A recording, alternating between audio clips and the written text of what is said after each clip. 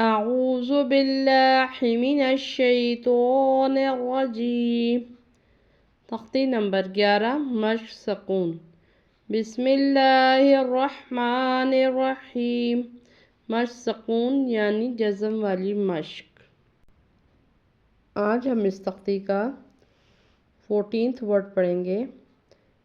اس علامت کو جزم کہتے ہیں، جس حرف پہ یہ ہوتی ہے اس کو ہم سکون یا ساکن کر دیتے ہیں۔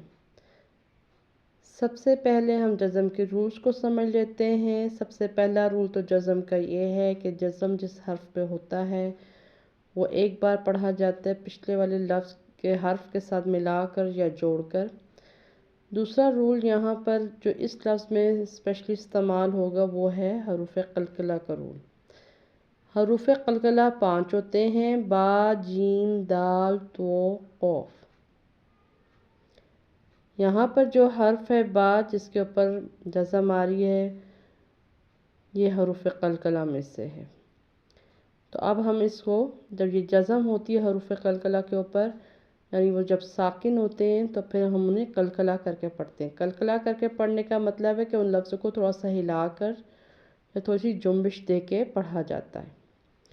اس کا بھی اپنا ایک طریقہ ہے۔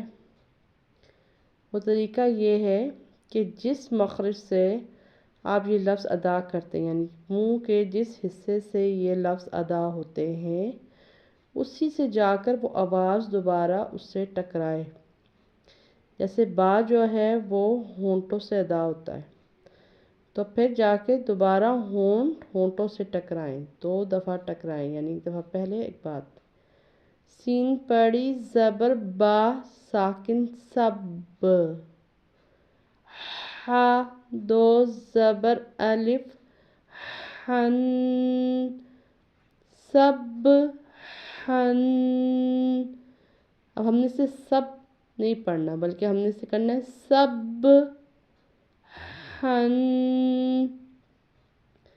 یہ جو ہا ہے اس کے تلفظ کا خیال کرنا ہے کہ یہ حلق سے ادا ہوتا ہے تو اس لیے اس کا بھی تلفظ کا بہت خیال کرنا ہے۔ تو اس لفظ کو ہم یہاں پر با پہ قلقلہ کریں گے، اس لیے اس کو پڑھیں گے سب ہن۔